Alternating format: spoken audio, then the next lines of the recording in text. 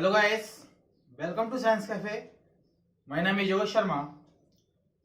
आज की इस क्लास में हम डिस्कस करेंगे सिगमंड फ्रायड का मनोविश्लेषणात्मक सिद्धांत के बारे में, साइको एनालिसिस थ्योरी के बारे में डिस्कस करेंगे। सिगमंड फ्रायड जो है उन्होंने मनोविज्ञान के क्षेत्र में एक अलग ही कार्य किया, एक अलग ही जो है पहचान बनाई है। इनका जो हर सिद्धांत है, मनोविश्लेषणवाद का जो सिद्धांत है, कहें तो फ्रायड का प्रत्येक सिद्धांत जो है कहीं ना कहीं एक अलग तरीके की बात करता है, सभी मनोवैज्ञानिकों से हटके बात करता है, जिसमें इन्होंने यहाँ पर लिबिडो को शामिल किया है, जिसको हम सेक्सुअल अर्ज भी कहते हैं। इसके बारे में इन्होंने अपने हर सिद्धांत में बात की गई है। मनोविज्ञान के क्षेत्र में काफी विरोध हुआ है इनका इसी के चलते, लेकिन फिर भी एक अच्छा इंपॉर्टेंस रखते हैं सिगमंड फ्रायड। इसी वजह से जो है साइकोलॉजी में आज हम इनको पढ़ते हैं। तो चलिए सिगमंड फ्रायड की इस थ्योरी को आज हम स्टार्ट करते हैं। सिगमंड फ्रायड का मनोविश्लेषणवाद का सिद्धांत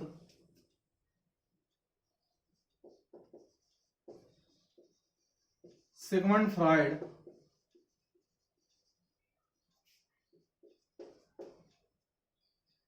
साइको एनालिसिस थ्योरी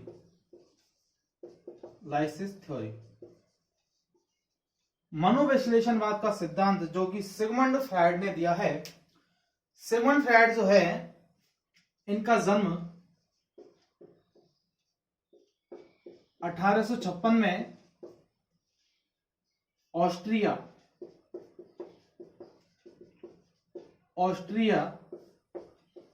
या वियना में इनका जो जन्म है, सिगमंड फ्रायड का जन्म हुआ है। इन्होंने अपने प्रत्येक जो सिद्धांत है, इनका जो प्रत्येक सिद्धांत है, उस सिद्धांत में इन्होंने कहीं ना कहीं लिबिडो की बात की है। अर्थात प्रत्येक सिद्धांत का जो आधार जो माना है, बेस जो माना है, वो इन्होंने किसको माना है? लिबिडो को। किसको माना है? लिबिडो। लिबिडो क्या है ये समझने की जरूरत है। लिबिडो एक प्रकार की सेक्सुअल अर्ज है। क्या है? लिबिडो एक प्रकार की सेक्सुअल अर्ज है जो किसी ना किसी तरीके से व्यक्ति को काम करने के लिए प्रेरित करती है। एक प्रकार से कहें तो यहां पर जो लिबिडो जो है वो कहीं ना कहीं ड्राइव का कार्य करती है। किसका? ड्राइव। एक प्रकार से चालक का कार्य करती है। अर्थात एक प्रकार की हम कहें तो मूल प्रवृत्ति है। क्या है? मूल प्रवृत्ति, रियल इंस्टिंक्ट जिसको हम कह सकते हैं। एक प्रकार की मूल प्रवृत्ति है लिबिडो, जो कि किसी ना किसी कार्य को करने के लिए कहीं ना कहीं प्रेरित करती है, जिसका आधार माना है प्रत्येक सिद्धांत में जो है। इस लिबिडो को जो है मनोविश्लेषणात्मक सिद्धांत में या सिगमंड फ्रायड की जितनी भी थ्योरी हैं, सभी में इस लिबिडो को जो है इंपॉर्टेंस दी गई है, महत्वपूर्ण आधार माना गया है। तो आई होप आपको समझ में आया होगा। ये टर्म कई बार एग्जाम में देखने को हमें मिलता है। लिबिडो का मतलब क्या है? सीधा सीधा काम प्रवृत्ति, जिसको हम कह सकते हैं। क्या? काम प्रवृत्ति। इंग्लिश टर्म याद रखनी है, सेक्सुअल अर्ज जिसको कहते हैं, जिसकी वजह से ही जो बालक है, जो व्यक्ति जो है, वो कहीं ना कहीं एक्टिव रहता है, कार्य करने के लिए प्रेरित रहता है। एक प्रकार की मूल प्रवृत्ति है। ये चीज आपको यहां पर याद रखनी है। क्या है? मूल प्रवृत्ति। लिख देता हूं मैं यहां पर। मूल प्रवृत्ति है, रियल इंस्टिंक्ट है, जिसकी वजह से जो है व्यक्ति प्रेरित रहता है कार्य करने के लिए। ठीक है, बात करते हैं इन्हीं के सिद्धांत में। ये जो लिबिडो है, यदि ये पूर्ण होती है तो व्यक्ति कहीं ना कहीं पॉजिटिव रहता है, और यदि लिबिडो पूर्ण नहीं होती है तो व्यक्ति जो है नेगेटिविटी की तरफ जाने लगता है, नकारात्मकता की तरफ जाने लगता है। ये चीज आपको याद रखिए। सिगमंड फ्रायड जो है, इन्होंने मानव के मस्तिष्क और व्यक्तित्व की कहीं ना कहीं अवस्थाओं की बात की है अपने सिद्धांतों में। अर्थात मानव के मस्तिष्क की अवस्था और व्यक्तित्व के अवस्थाएं जो हैं, इन्होंने बताई है अपने इन सिद्धांतों में। इन अवस्थाओं के बारे में हम इस क्लास में अब डिस्कस करने जा रहे हैं। तो देखिए कौन सी वो अवस्थाएं हैं जिनके बारे में सिगमंड फ्रायड ने अपने इस मनोविश्लेषणात्मक सिद्धांत के बारे में बात की है। ये सिद्धांत जो है एग्जाम पॉइंट ऑफ व्यू से बहुत ज्यादा इंपॉर्टेंट है। कहीं ना कहीं हमारी एग्जाम्स जो है उनमें यहां से क्वेश्चन पूछे ही जाते हैं। सिगमंड फ्रायड अपनी एक अलग पहचान रखते हैं। ऐसा नहीं हो सकता कि भाई आप कोई भी टेट एग्जाम दे रहे हैं और सिगमंड फ्रायड से रिलेटेड जो क्वेश्चंस है वो आपके पेपर में पुटअप नहीं किया गया हो। तो इंपॉर्टेंट थ्योरी है, समझना जरूरी है। बहुत सारे टूल्स दिए गए हैं इनकी थ्योरी में, जिनको बहुत आसानी से समझा जा सकता है। तो चलिए बात करते हैं मानव के मस्तिष्क की जो अवस्थाएं हैं, सिगमंड फ्राइड ने अपनी थ्योरी में बात की है। ठीक है, मानव मस्तिष्क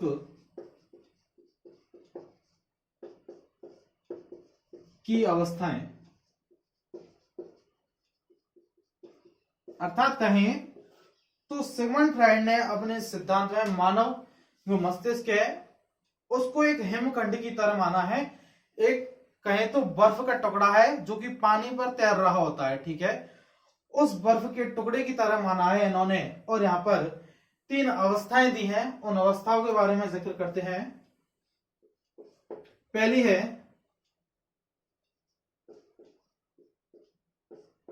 चेतन मन, सेकंड है अचेतन मन, और थर्ड जो स्टेज है वो है, थर्ड जो अवस्था है वो है अर्धचेतन मन। क्या? अर्धचेतन मन। ठीक है, चेतन मन जो है इसको आप कह सकते हो कॉन्शियस माइंड।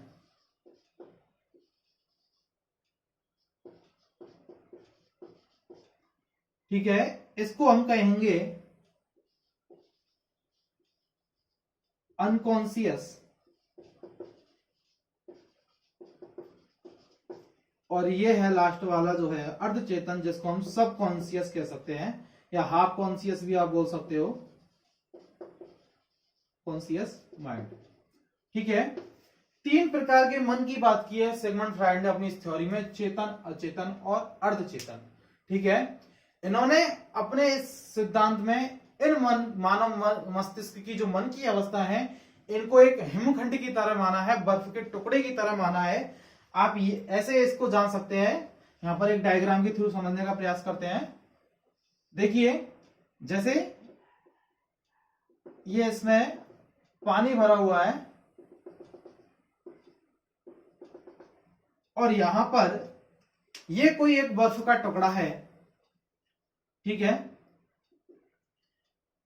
ज्यादा अंदर हो गया कुछ, क्योंकि बर्फ जो है कभी भी पानी के अंदर पूरी नहीं डूबती है, तैरती रहती है। ठीक है, ये एक बर्फ का टुकड़ा है और ये जो बर्फ का टुकड़ा है ये एक प्रकार का हिमखंड है। क्या है? हिमखंड। ठीक है, हिमखंड है। हिमखंड का पानी के ऊपर वाला जो भाग है, क्या? हिमखंड का पानी के ऊपर वाला जो भाग है, पानी के अंदर वाला जो भाग है, एंड ये जो दोनों के बीच की जो अवस्था है वो कहीं ना कहीं हमारी सबकॉन्शियस कहलाएगी, अर्धचेतन कहलाएगी। क्या कहलाएगी? अर्धचेतन। ठीक है, तो चेतन मन क्या है हमारा? पानी के ऊपर वाला जो भाग है, यदि हम कहें तो ये जो है 1/10 हिस्सा है। क्या है? 1/10 हिस्सा। कॉन्शियस माइंड हमारा कितना है? 1/10 हिस्सा है किसका? मानव मस्तिष्क के मन का। अचेतन की बात करेंगे हम तो ये 9/10 हिस्सा है, अर्थात 9वां भाग है।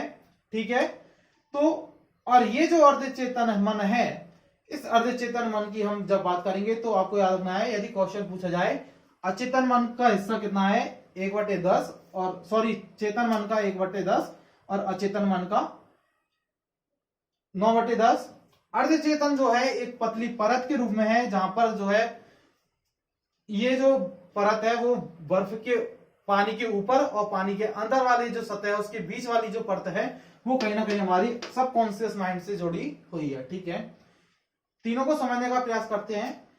चेतन मन जो है ये कहीं ना कहीं हमारा जो है कॉन्शियसनेस, जिसको हम कहेंगे अवेयरनेस, मैं आपसे बात कर रहा हूं तो ये अवेयरनेस है, जागृत अवस्था है। क्या है? जागृत अवस्था, हमारे मन की जागृत अवस्था, जिसमें हम चीजों को इमेजिन कर रहे हैं, थिंक कर पा रहे हैं, सोच पा रहे हैं। ठीक है, कल्पना शक्ति जो है वहां पर पाई जाती है, हम अवेयर हैं, जागरूक हैं, जागृत अवस्था में हैं, तो वो हमारा क्या है? चेतन मन है। क्या है? चेतन मन। आपको इस तरीके से समझना है। अचेतन मन क्या है आपका? अनकॉन्शियस माइंड क्या है? ये हमारे जो है पास्ट से जुड़ा हुआ होता है। किससे जुड़ा हुआ होता है? भूतकाल से जुड़ा हुआ होता है। यहां पर वस्तुएं या घटनाएं जो हैं किसमें? अचेतन मन में। मैं आगे लिख देता हूं इसको मिटा के। ठीक है, बात करते हैं किसकी, चेतन मन की हम बात कर रहे थे। तो ये जो चेतन मन है किससे जुड़ता है, यहां पर हम अवेयर हैं, क्या है, जागरूक हैं, इमेजिन कर पा रहे हैं, चीज को थिंक कर पा रहे हैं। तो ये हमारे मन की कैसी अवस्था है, कॉन्शियसनेस है, अर्थात चेतन अवस्था में है, हम जागरूक अवस्था में है, जागृत अवस्था में है। अचेतन की हम बात करेंगे तो ये हमारे पास्ट से जुड़ता है, जहां पर वस्तुएं या घटनाएं जो है वो अचानक याद आती है। कैसे याद आती है, अचानक याद आती हैं वस्तुएं या घटनाएं। मैं लिख देता हूं, पास्ट से प्रेजेंट होता है, ठीक है, पास्ट जो है हमारा यहीं से जुड़ता है। अर्धचेतन की हम बात करेंगे, सबकॉन्शियस माइंड की हम बात करेंगे, तो कहीं ना कहीं चेतन और अचेतन जो है इन दोनों के बीच का है अर्धचेतन, जिसको हम हाफ कॉन्शियस या सबकॉन्शियस कह सकते हैं। यहां पर वस्तुएं या घटनाएं जो है वो याद तो आती है, लेकिन व्यक्ति जो है याद करते समय अटकता है। क्या, वस्तुएं या घटनाएं याद आते समय, लिख देता हूं मैं, वस्तुएं या घटनाएं याद करते समय व्यक्ति अटकता है, ठीक है। वस्तुएं या घटनाएं याद करते समय व्यक्ति यदि अटक रहा है तो वो कैसी अवस्था है, हाफ कॉन्शियस या सब कॉन्शियस अवस्था है, किसकी, मानव मस्तिष्क के मन की। याद रखना है कितनी अवस्थाएं दी हैं, 3, कॉन्शियस, अनकॉन्शियस एंड सबकॉन्शियस, 3 अवस्थाएं दी है मानव मस्तिष्क के मन की, ठीक है। यदि क्वेश्चन पूछा जाए कि भाई जो है, जो सपने जो होते हैं वो किस अवस्था में आते हैं, सपने किस अवस्था में याद आते हैं, तो बताइए कौन सी अवस्था होगी जहां पर आप निद्रा में है और आपको सपने आ रहे हैं, तो वो कौन सी अवस्था होगी जहां पर आप याद कर पाएंगे। कई बार हमको जो है याद रह जाते हैं और कुछ थोड़ा थोड़ा याद रहता है, वहां पर हम बताते समय अटकते हैं, तो ये क्या है, सबकॉन्शियस आ जाएगा। क्या जाएगा, सबकॉन्शियस। अर्ध चेतना में है हम, अर्ध मूर्छा में, अर्थात नींद में जब सपने आते हैं तो वो अर्ध चेतना की अवस्था होती है, जहां पर हम आधे जागे हुए होते हैं और आधे सोए हुए होते हैं। तो कुछ घटना तो याद रहती है, कुछ घटना याद नहीं रहती है, तो वो हमारा सबकॉन्शियस माइंड से जुड़ेगा, आपको याद रखना है। तो इस प्रकार से जो है मानव मस्तिष्क जो है उसको 3 भागों में बांटा, कॉन्शियस, अनकॉन्शियस एंड सबकॉन्शियस। 1/10 हिस्सा जो है वो है कॉन्शियस माइंड एंड 9/10 हिस्सा जो है वो है अनकॉन्शियस माइंड। अर्धचेतन जो है दोनों के बीच की एक परत के रूप में कार्य करता है, जहां पर वस्तुएं या घटनाएं जो है अचानक याद आते समय व्यक्ति जो है अटकता है या हकलाना स्टार्ट करता है। इस तरीके से याद रखना है, ठीक है। आई होप आपको ये समझ में आया होगा। अब मानव मस्तिष्क की जो मन की अवस्थाएं हैं, इनको व्यक्तित्व की अवस्थाओं से हम यहां पर रिलेट करने की कोशिश करेंगे, जोड़ने का प्रयास करेंगे। देखिए आगे,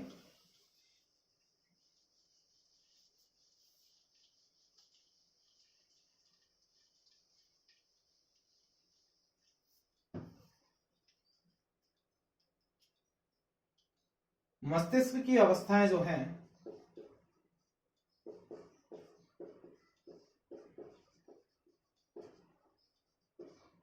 अवस्था, और ये व्यक्तित्व की अवस्था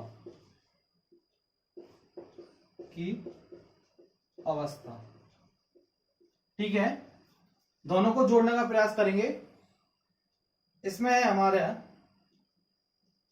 चलिए ऐसे देख लेते हैं,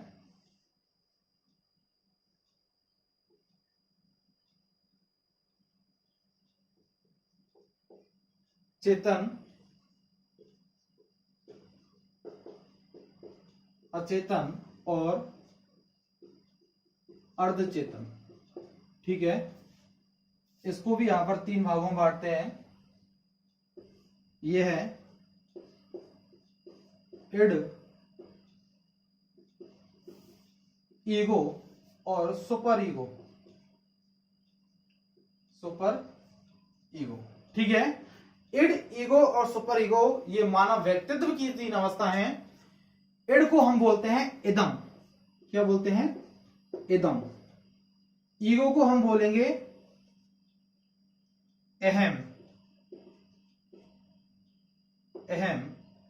और इसको हम बोलेंगे परम अहम, क्या, परम अहम, ठीक है। इड, ईगो और सुपर ईगो कैसे रिलेट करते हैं मस्तिष्क की अवस्थाओं से, चेतना से, चेतन, अचेतन और अर्धचेतन से कैसे रिलेट करते हैं। यदि हम बात करें इड की, तो इड का जो प्रारंभ है, सबसे पहले तो ये याद रखना, इड जो है वो रियलिटी प्रिंसिपल पर आधारित है। किस पर? सॉरी, प्लेजर प्रिंसिपल पर। इड जो है वो है प्लेजर प्रिंसिपल पर आधारित है। प्लेजर प्रिंसिपल मतलब स्वार्थ की अवस्था, जिसको हम कह सकते हैं स्वार्थ की अवस्था, में लिख देता हूं स्वार्थ की अवस्था। इड जो है वो प्लेजर प्रिंसिपल पर आधारित है, जबकि ईगो की हम बात करेंगे तो ये हमारा रियलिटी प्रिंसिपल पर आधारित है। रियलिटी प्रिंसिपल पर आधारित है। और जब बात की जाएगी सुपर ईगो की, तो ये मॉरलिटी प्रिंसिपल पर आधारित है। इस पर मॉरलिटी प्रिंसिपल। मॉरलिटी प्रिंसिपल का मतलब है आदर्शवादी या नैतिकता पर आधारित। रियलिटी प्रिंसिपल का मतलब है वास्तविकता पर आधारित। और प्लेजर प्रिंसिपल का मतलब है स्वार्थ की अवस्था। इड का प्रारंभ जो है, ये इड का प्रारंभ जन्म से माना जाता है। किससे? जन्म से इड जो है प्रारंभ हो जाता है। एक बच्चे में हम कहें तो इन्फेंट में ये जो है इड पाया जाता है, स्वार्थ की अवस्था पाई जाती है। आप देख सकते हैं शैशवावस्था का बालक जो है स्वार्थी बालक होता है, जहां से उसमें इड का प्रारंभ माना जाता है। ईगो की हम बात करेंगे तो ये जो ईगो है वो 3 वर्ष से प्रारंभ हो जाता है। किससे? 3 वर्ष से अहम आने लगता है, वास्तविकता की अवस्था है। और बात करें सुपर ईगो की, तो ये जो है 7 वर्ष से प्रारंभ होने लगता है, जहां पर एक बालक में जो है आदर्शवादी या नैतिकता जो है आने लगती है। धीरे धीरे उसके खुद के प्रिंसिपल बनने लगते हैं, और ये प्रिंसिपल समाज के आधार पर होते हैं। ठीक है, जो वो ग्रहण करता है या खुद जो है बनाता है। तो याद रखना है, इड जो है जन्म से प्रारंभ होता है। ईगो की बात करें तो 3 वर्ष से आने लगता है, और सुपर ईगो की हम बात करेंगे तो 7 वर्ष से आने लगता है। समझने का प्रयास करेंगे। इड को आप कनेक्ट कर सकते हैं। इड जो है वो कौन सा है हमारा? इड को हम कनेक्ट कर सकते हैं किससे? मैं बात करूं, आप इड को किससे कनेक्ट कर सकते हैं? तो इड को आप कनेक्ट करेंगे यहां पर अनकॉन्शियस माइंड से। किससे? अनकॉन्शियस माइंड से आप कनेक्ट करेंगे इड को। अहम की हम बात करेंगे, ईगो की जब हम बात करेंगे तो ईगो जो है वो हमारा कॉन्शियस माइंड से जुड़ता है। किससे जुड़ता है? कॉन्शियस माइंड से जुड़ता है। और सुपर ईगो की हम बात करेंगे तो ये हमारा सबकॉन्शियस माइंड से जुड़ता है। किससे? सबकॉन्शियस माइंड से जुड़ता है। ठीक है, देखिए यहां पर समझने का प्रयास करेंगे। इड, अभी मैंने आपको बताया कि इड जो है वो बचपन से, शैशवावस्था से, इन्फेंट से कहीं ना कहीं प्रारंभ हो जाता है। बच्चा जो है स्वार्थी है, इसलिए इसको स्वार्थ की अवस्था भी कहते हैं। प्लेजर प्रिंसिपल पर यह आधारित होता है।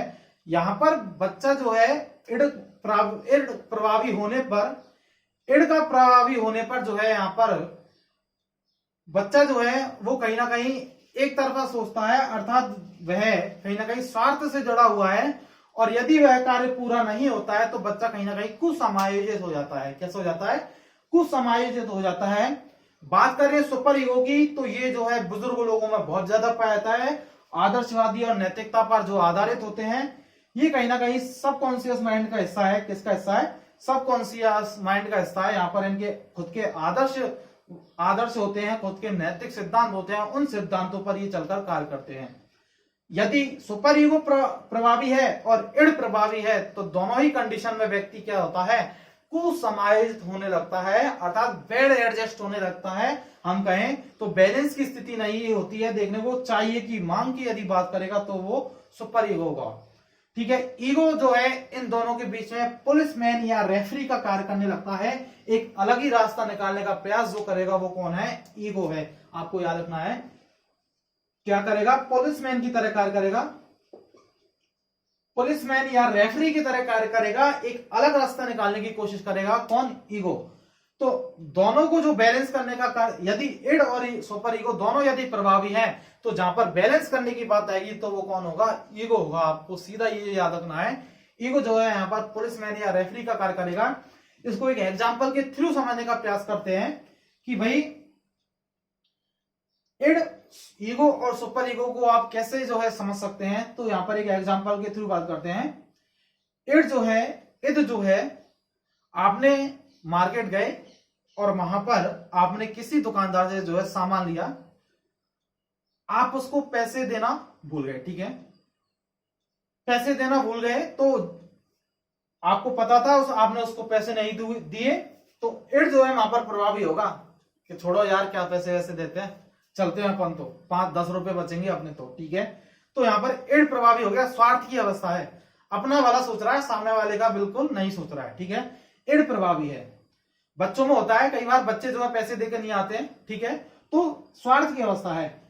सुपर ईगो की बात करें तो सुपर ईगो कहेगा यार सामान लिया है तो पैसे तो देने चाहिए उसको। सुपर ईगो आदर्शवाद की बात करेगा, नैतिकता की बात करेगा, जो ठीक है मॉरलिटी प्रिंसिपल पर आधारित है ना, तो नैतिक और आदर्शों की बात करेगा, ठीक है, सुपर ईगो। ईगो जो है भाई ये कहेगा कि ऐसा करते हैं कि इसको अभी तो चलते हैं, नेक्स्ट टाइम आते टाइम जो है उसको पैसे दे दूंगा मैं, ठीक है। तो ईगो ने एक अलग रास्ता निकाला, ठीक है, मतलब कैसे भी खुद को जो है बैलेंस करने का जो है वहां पर कार्य किया, वो कौन है, ईगो है। कौन है, ईगो। तो इड और सुपर ईगो पर जो है कहीं ना कहीं बैलेंस का जो कार्य करेगा, पुलिसमैन या रेफरी का जो कार्य करेगा, वो कौन है, ईगो है। याद रखना है, प्लेजर प्रिंसिपल पर आधारित है, ईगो रियलिटी प्रिंसिपल पर आधारित है, वास्तविकता की बात करता है, किसी भी चीज के दो पक्षों को देखकर बात करेगा, क्या सही है, क्या गलत है, क्या नैतिक है, क्या अनैतिक है, वहां पर दोनों के बारे में जो है बात करेगा, और दोनों के बारे में सोचकर जो है एक अलग तीसरा रास्ता निकालने की कोशिश करेगा, जहां पर व्यक्ति जो है खुद बैलेंस में आने लगता है, ठीक है। तो वो बात कौन करेगा, ईगो बात करेगा, ठीक है। हम जिस डायरेक्शन से देखते हैं वो ईगो नहीं है, ये अलग ईगो है, ठीक है। सुपर ईगो की हम बात करें तो मॉरलिटी प्रिंसिपल पर आधारित है, आदर्शवाद नैतिकता पर आधारित है, ठीक है। तो ये चीज आपको यहां पर याद रखनी है, ठीक है। बात करें हम इड की ही कुछ बात कर लेते हैं यहां पर, तो आपको समझ में आ गया ये तीनों अवस्थाएं कैसे आपस में एक दूसरे से रिलेट हैं, जहां पर हमने रिलेट करने की कोशिश की है। इड जो है, इस इड में ही क्या पाई जाती है, मूल प्रवृत्तियां पाई जाती है। अब मैं इसको मिटाने आ रहा हूं मस्तिष्क की अवस्था को। इड जो है यहीं पर मूल प्रवृत्तियां पाई जाती हैं, रियल इंस्टिंक्ट पाई जाती हैं, ठीक है। और ये जो रियल इंस्टिंक्ट है, जन्मजात मूल प्रवृत्ति जिनको हम कह सकते हैं, क्या कह सकते हैं, जन्मजात मूल प्रवृत्ति जिनको हम कह सकते हैं। दो प्रकार की जन्मजात मूल प्रवृत्ति जो है यहां पर पाई जाती है, रियल इंस्टिंक्ट पाई जाती है, किसमें, इड में ही। मैं इसको ऐसे ना लिख के ऐसे लिख देता हूं, ठीक है। इड में ही दो प्रकार की, इसी अवस्था में, इड की अवस्था में, एदम की अवस्था में, जो कि कहीं ना कहीं इन्फेंट से जुड़ता है, यहीं से जो है जन्मजात मूल प्रवृत्ति पाई जाती है। और ये जन्मजात प्रवृत्ति जो है दो प्रकार की है, एरोस और थैनाटोस। क्या, एरोस और थैनाटोस, दो प्रकार की जन्मजात मूल प्रवृत्तियां पाई जाती हैं, जिसको हम कहते हैं जिजीविसा। क्या, जिजीविसा कहते हैं, और इसको हम कहेंगे मुमुक्षा। जिजीविसा का जो अर्थ है वो है जीने की इच्छा। क्या, जीने की इच्छा, जीने की इच्छा। और मुमुक्षा का मतलब है मृत्यु की इच्छा, मोक्ष की इच्छा। ये जो जन्मजात मूल प्रवृत्तियां हैं हर व्यक्ति में पाई जाती हैं, जन्म से पाई जाती हैं।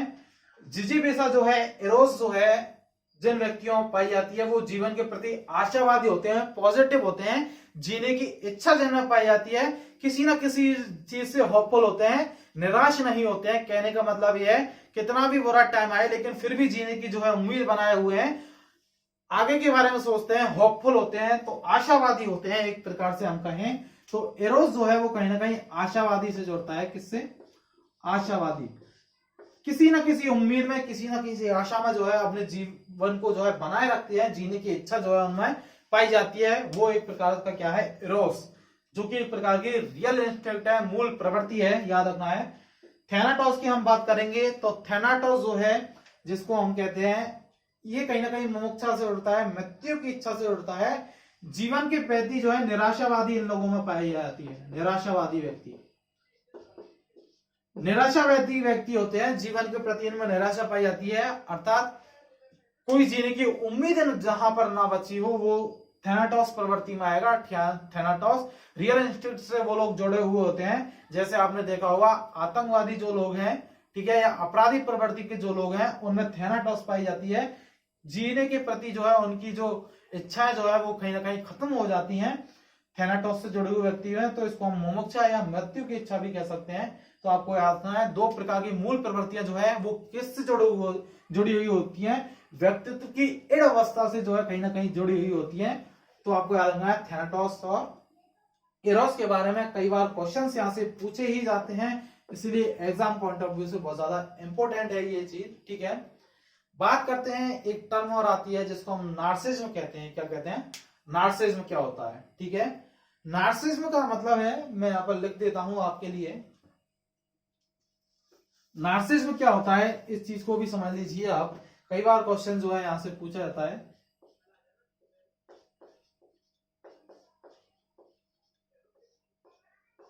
नार्सिज्म क्या होता है? नार्सिज्म को हम स्वप्रेम भी कहते हैं। क्या कहते हैं? स्वप्रेम। स्वप्रेम कहते हैं नार्सिज्म को हम।